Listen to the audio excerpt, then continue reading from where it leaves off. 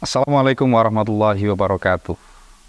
Alhamdulillah wa syukurillah wassalatu wassalamu ala rasulillahi wa ala alihi wa ashabihi wa mawalah. Rabbi syrah li sadri wa yassir li amri wahlul 'uqdatam min lisani yafqahu qawli, amma ba'du. Jumpa lagi dalam segmen Santri Bertutur bersama saya Zaid Abdurrahman di kanal tidak kesayangan kita bersama, Generasi Muda Nusantara.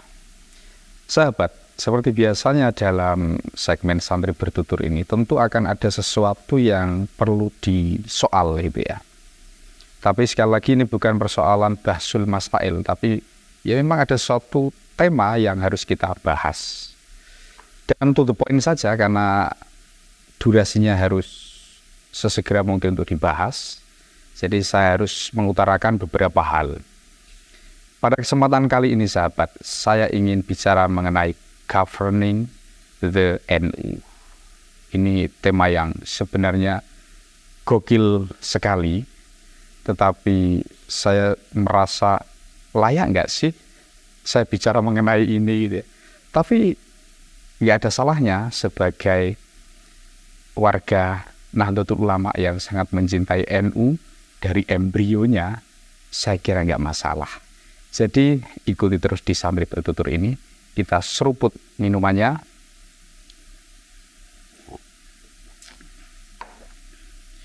Kita udutnya. Santri Bertutur.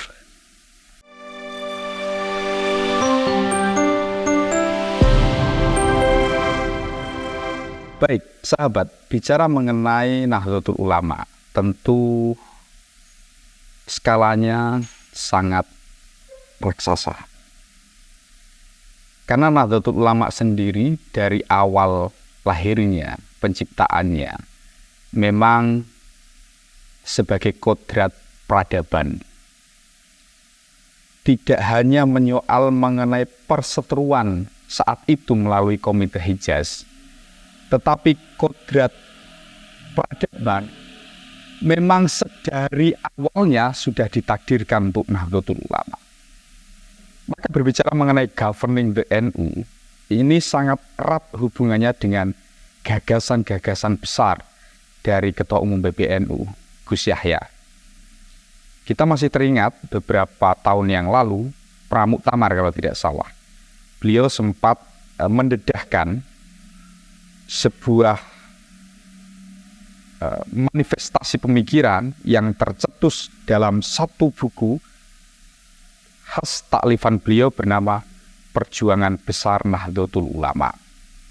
Isinya kompleks, dan bicara mengenai itu maka tidak terlepas dari apa yang namanya takdir Nahdlatul Ulama untuk peradaban.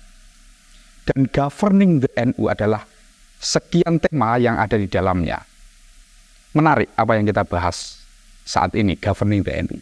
Bagaimana seorang Gus Yahya melalui pikiran-pikiran agungnya menempatkan posisi NU bukan hanya sekedar organisasi yang biasa saja, yang datang di hajatan, baik itu hajatan secara politis maupun hajatan-hajatan keagamaan saja. Tetapi memang ini menjadi representasi peradaban nantinya. Kita masih ingat bahwa NU lahir hingga hari ini, jika kita runut perjalanannya, semua tidak terlepas dari Nahdlatul Ulama. Dan inilah yang dikatakan Gus Yahya sebagai governing the NU. NU bukan hanya persoalan organisasi semata, tapi NU dilihat dari sisi jam'iyah, diniyah, istimaiyah. Namun sayang sekali sahabat, bicara mengenai Nahdlatul Ulama, kadangkala kita ini berpikir agak kerdil gitu ya. Menempatkan posisi Nahdlatul Ulama hanya sekedar organisasi diniyah saja atau jam'iyah diniyah saja. Dan istimaiyahnya itu kita lupakan. By the way, ada korek nggak ya? Ini Mas nih, pinjam koreknya Mas ya. Terima kasih. Saya ini gemetar karena temanya berat sekali. Jika keberatan ini tidak saya bantu melalui alat pernafasan, maka ya nafas saya akan tersengal-sengal gitu kira-kira. Gimana Mas Kiki? Sudah 5 menit ya? Baik, sudah 5 menit. Bicara mengenai Nahdlatul Ulama sendiri itu, jadi kodrat peradaban ini nantinya, Gus Yahya menempatkan posisi Nahdlatul Ulama bukan hanya sekedar organisasi yang mengurusi peribadatan saja, syariat agama Islam kita saja, tetapi jauh dari itu, ketika kita memiliki tetangga yang kelaparan, kita juga berkecimpung untuk turut hadir di relung-relung hati mereka, sehingga menjadi asupan-asupan amunisi untuk menempatkan diri kita di dalam kehidupan yang nyata. Dan ini terbukti sahabat. 2 hari yang lalu, kita melihat Nahdlatul Ulama secara nyata hadir di tengah masyarakat berupa katakanlah kasus lahan di Kepulauan Riau ya, lahan rempang itu. Dan itu tidak hanya sekedar hadir, tetapi memberikan solusi. Bagaimana selanjutnya? Ya kita lihat saja nantinya.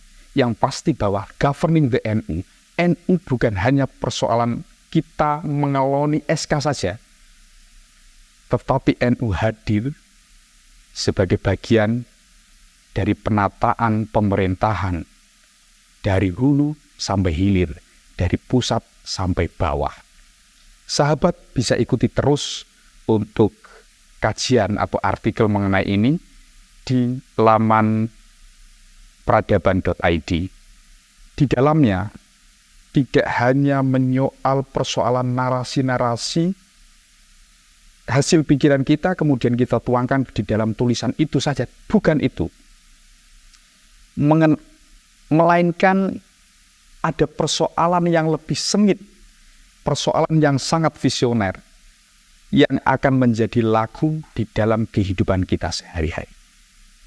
Sampai jumpa di Santri Bertutur berikutnya. Assalamualaikum warahmatullahi wabarakatuh.